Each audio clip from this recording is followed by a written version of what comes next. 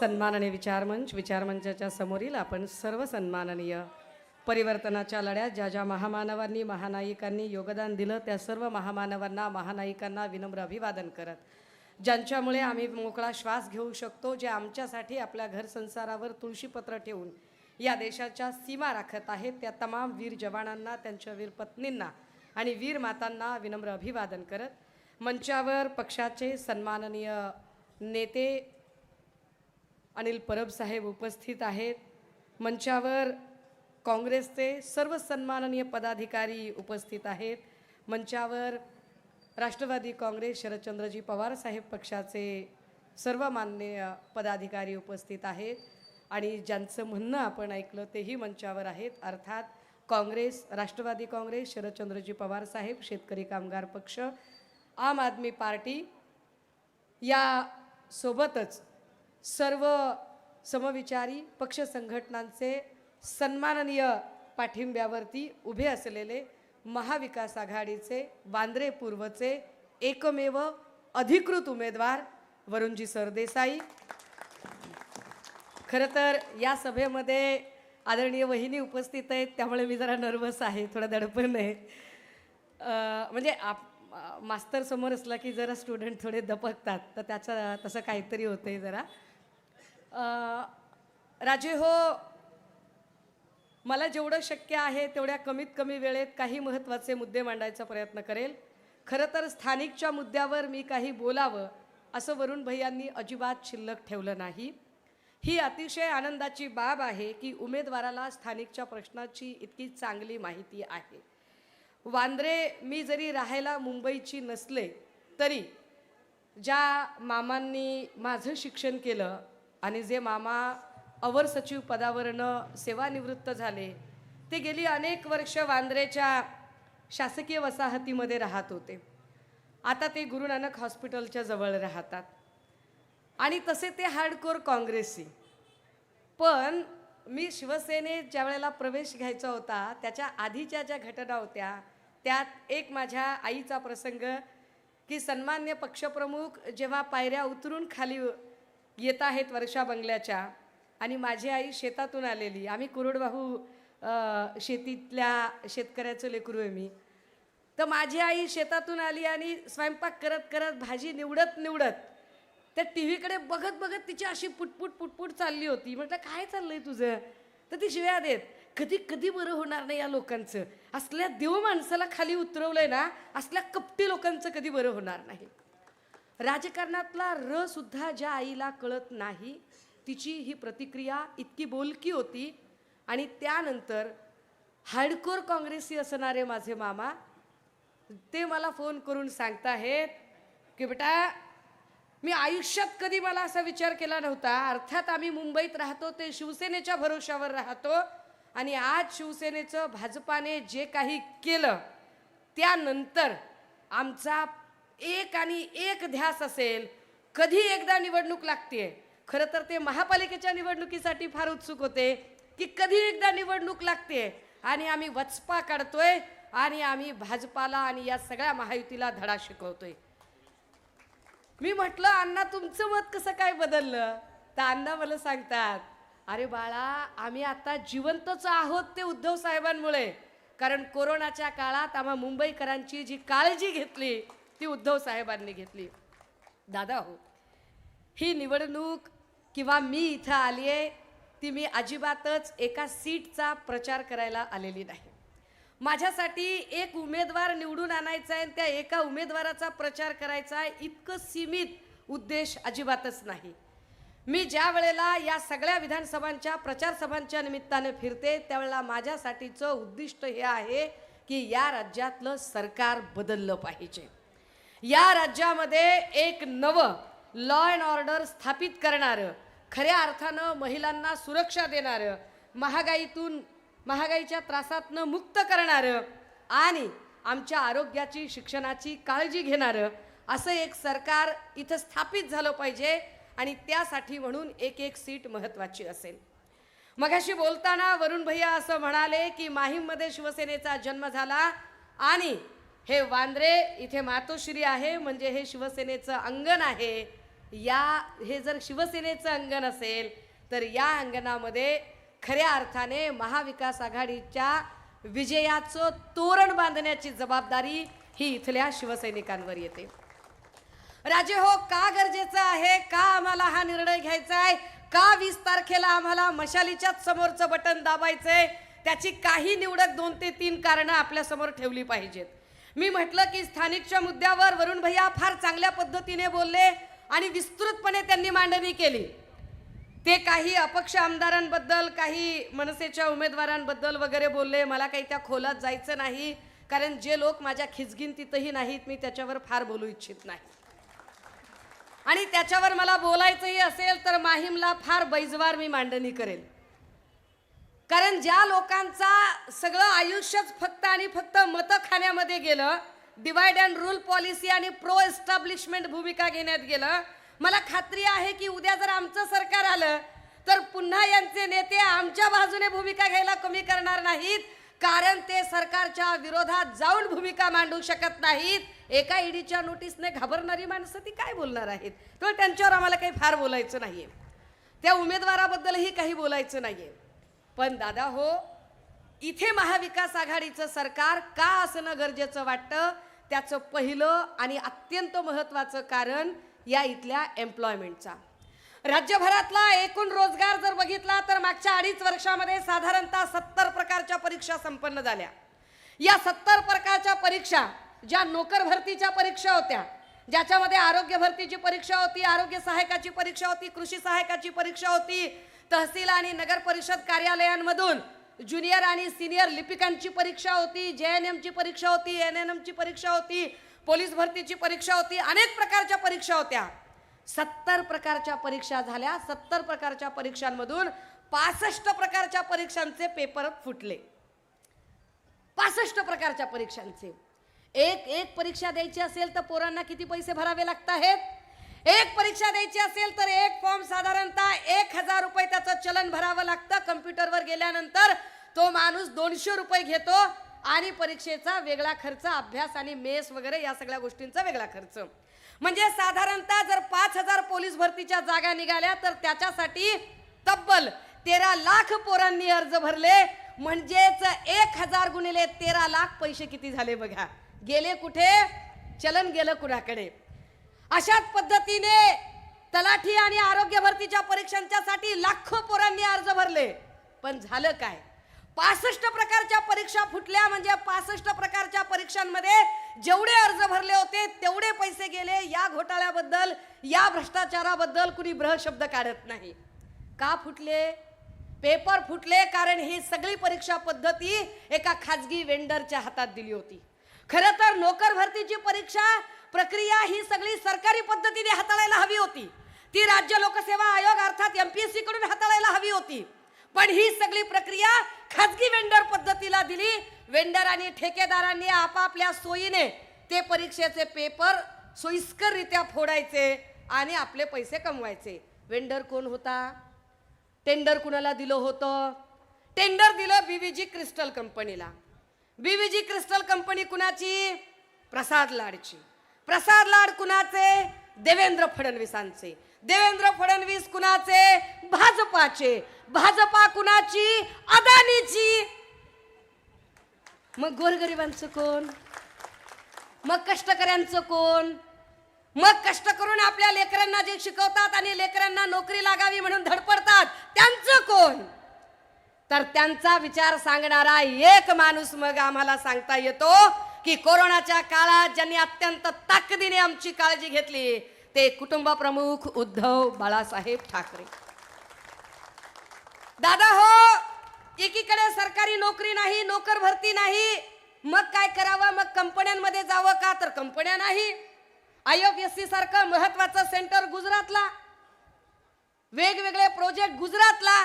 मी एक साधं उदाहरण सांगते. मी मराठवाड्यातली आहे. मराठवाडा आणि विदर्भातले प्रश्न फार भीषण आहेत आणि मराठवाडा विदर्भातनं मायग्रेट झालेली खूप लोक बांद्र्यात सुद्धा आहेत. आता इकडे लगेच 2-3 हात वर झाले. आता या सगळ्यांमध्ये एक साधं उदाहरण सांगितलं तर आपल्याला कळेल की या कंपन्या गुजरातला गेल्यामुळे काय नुकसान झालेलं आहे. राजे हो, साधारणतः एका बी फार्मसी कॉलेजमधून एका वर्षाला 300 विद्यार्थी बाहेर पडतात.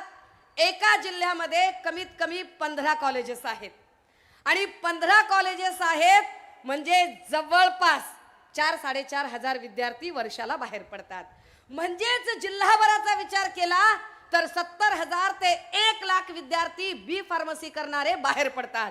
बी फार्मसी केल्यावर या पोरांचं करिअर काय आहे तर बी फार्मसी केल्यावर या पोरांना मेडिकलचं दुकान टाकलं पाहिजे. पण मेडिकल स्टोअर टाकण्याची ऐपत सगळ्यांची असते का? नाही. फार फार तर 20 ते 25 हजार जी मुलं आहेत ती बी फार्मसी झाल्यानंतर मेडिकलचं दुकान टाकू शकतात किंवा आपल्या आईने, बापाने, आजाने, काकाने, मामाने, आत्याने कुणीतरी जो आधीच मेडिकलच्या धंद्यात आहे त्या धंद्यामध्ये ते जॉईन होतात आणि मेडिकलचं दुकान चालवतात. 25,000 पोरं हे करू शकतात. पण 75,000 पोरांचं काय तर 75,000 पोरांच्यासाठी गोळ्या औषधं बनवणाऱ्या कंपन्यांची गरज पडते की गोळ्या औषधं बनवणारी जर कंपनी असेल तर त्या कंपनीमध्ये तो पोरगा जाईल आणि तिथे नोकरी करेल. पण महाराष्ट्रामध्ये गोळ्या औषधं बनवणारी कंपनीच नाही.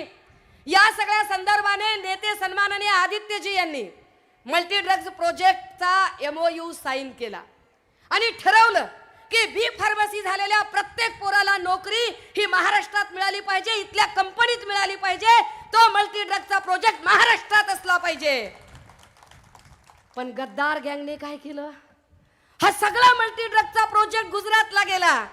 दरवर्षी 1,00,000 लेकरं जी आमची नोकरीला लागणार होती त्या 1,00,000 लेकरांच्या तोंडचा घास जेव्हा हे हिरावतात त्यावेळेला आमचं नुकसान काय असतं, विशेषतः मराठवाडा, विदर्भ किंवा एकूण जी इकडची आमची शिकलेली पोरं असतात या सगळ्या पोरांचं नुकसान काय होतं तर शेतात तिकडं शेतकरी बाप बांधावर आत्महत्या करत असतो आणि इकडं नोकऱ्या मिळत नाहीत म्हणून कंपन्यांपासून उदास झालेला सुशिक्षित तरुण इकडे आत्महत्या करतो. जगायचं कसं या लोकांनी? याच्यावरती काहीही बोललं जात नाही, यावर चकार शब्द काढला जात नाही, यावर कुठल्याही प्रकारचं भाष्य केलं जात नाही. भाष्य करतात ते फक्त जाहिरातींवर. ए आले का रे पैसे, आले का पैसे, आले आले का पैसे, आले पैसे, आले आले पैसे, तुझ्या काय बापाचा माल होता? पैसे आले का म्हणजे काय? पैसे आले का? कुठले पैसे विचारताय तुम्ही? कुणाच्या पैशाबद्दल बोलताय तुम्ही? काल धनंजय महाडिक सारखा एक डांबीस माणूस बोलतो, सत्तेचा माज बोलतोय त्यांचा. काय बोलतोय तो? काँग्रेसच्या रॅलीमध्ये जर कुणी गेलं तर त्यांचे व्हिडिओ काढा, फोटो आम्हाला दाखवा, बघा आम्ही त्यांचं काय करतो ते. कशासाठी?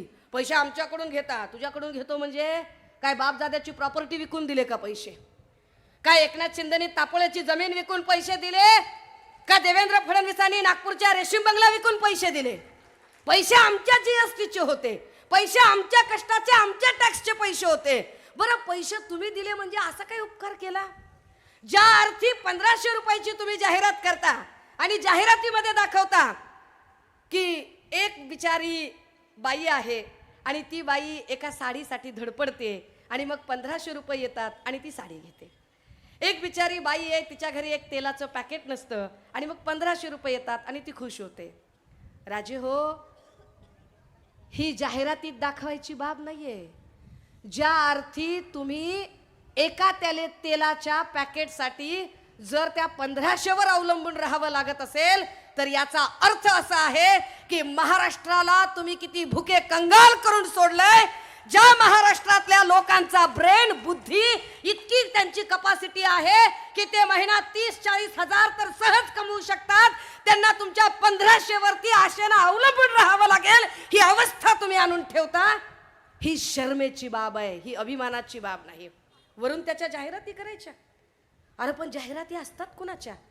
तुम्ही सांगा राजे हो, मी तर काय लहान माणूस आहे, मी खेड्यातली आहे, तुम्ही आपली शहरी भागातली, जगातल्या म्हणजे देशाच्या आर्थिक राजधानीत राहणारी तुम्ही कॉस्मोपॉलिटन सिटी मधले आहात. तुम्हाला अमेझॉन कळते, नेटफ्लिक्स कळते, काय काय 12 भानगडी कळतात. तुम्ही मोबाईल हातात घेता, स्क्रोल करता. स्क्रोल मध्ये तुम्हाला कधी पुस्तकाची जाहिरात मिळते? दुधाची जाहिरात, तुपाची जाहिरात, बदामाची जाहिरात, मनुक्याची जाहिरात, योगकर्माची जाहिरात, पंचकर्माची जाहिरात, कीर्तनाची जाहिरात. जे जे आपल्या हिताचं आहे त्याची कशाचीच जाहिरात नसते. जाहिरात कशाची असते? जंगली रमी पे आओ ना महाराज. जाहिरात कशाची आहे? खूब जमेगा रंग जब मिल बैठेंगे 3 यार आप मैं और बैक पाइप पर. जाहिरात कशाची असते? बोलो जुबा. काय जाहिरात वाईट गोष्टींची असते. शिंदेंना किंवा फडणवीसांना जाहिराती कराव्या लागतात कारण ते वाईट विचारांचे लोक आहेत. त्यांचा विचार वाईट आहे. त्यांचा विचार महाराष्ट्राला बुडवण्याचा आहे. माय मावल्यांनो, साधं साधं साधं गणित आहे. तुमचा भाऊ तुम्हाला कधी गावाकडून भेटायला येतो, गावाकडून वानोळा आणतो, ज्वारी आणतो, गहू आणतो, पापडी आणतो, कुरवडी आणतो, लोणचं आणतो, मसाले आणतो, जाता जाता 10-5 हजार असेच हातात ठेवून जातो. तिकडे गेल्यावर त्या वांद्रेच्या स्टेशनच्या तिथं बॅनर लावतो का, लाडक्या बहिणीला 2 पोती देऊन आलो, लाडक्या बहिणीला मसाला लोणचं देऊन आलो. करतो? नाही करत. का करत नाही? माझ्या मामांनी माझं शिक्षण केलं, माझे वडील वारले, मामांनी शिक्षण केलं, लग्न केलं, सगळं केलं. मामांनी आमच्या बॅनर नाही लावला अजिबात. का लावला नाही? बहिणीच्या नात्याची मर्यादा कळते, बहिणीच्या नात्याचा सन्मान कळतो. बहिणीच्या गरिबीची ते टिंगल उडवत नाहीत. हे बदमाश लोक बहिणीच्या नात्याची टिंगल उडवतात, त्या बहिणीच्या नात्याची इज्जत काढतात. कारण यांना बहिणीचं नातं कळत नाही. यांना जर बहिणीचं नातं कळत असतं तर आमचे जिशान सिद्दकी ज्या पक्षाकडून उभे राहिलेत त्या पक्षाच्या नेत्याने आपल्याच बहिणीच्या विरोधात बारामतीत उमेदवार उभा केला नसता. मला जिशान भाईवर फार बोलायचंच नहीं, पर जिशान भाई मैं शायद आपकी तरफ से रहती शायद मुझे आपके लिए बड़ा फक्र होता अगर आप इतना ही सोच लेते कि जिन लोगों की वजह से मेरे पिता का कत्ल हुआ है मैं उन्हीं कातिलों के साथ कभी नहीं जाऊंगा, मैं उन कातिलों के खिलाफ लड़ूंगा, तो फिर हम भी आपको मान लेते. लेकिन आपका इस तरह से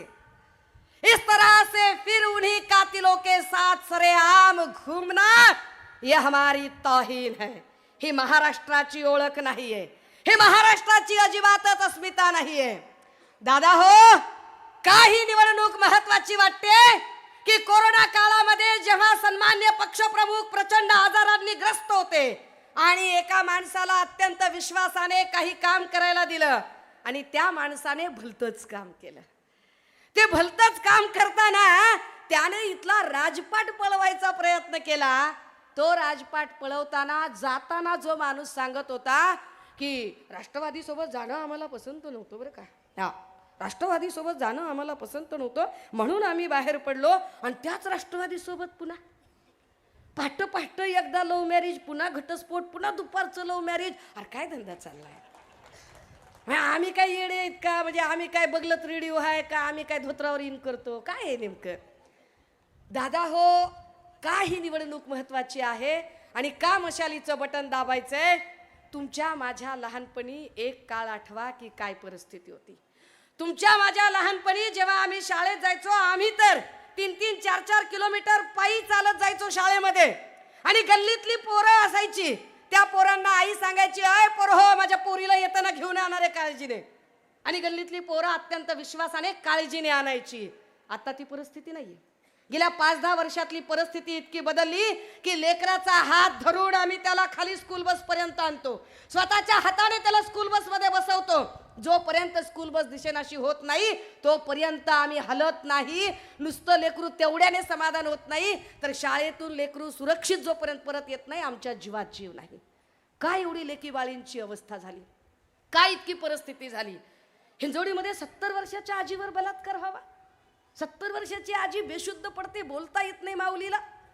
त्या बदलापूरमध्ये 3.5 वर्षाच्या बाळावर जिथं बलात्कार शब्द वापरू देत नाही, तो वामन म्हात्रे बदमाश माणूस की त्याच्या अटकेसाठी 7 तास आम्ही उन्हात बसतो आणि त्याचा 2.5 तासात जामीन होतो.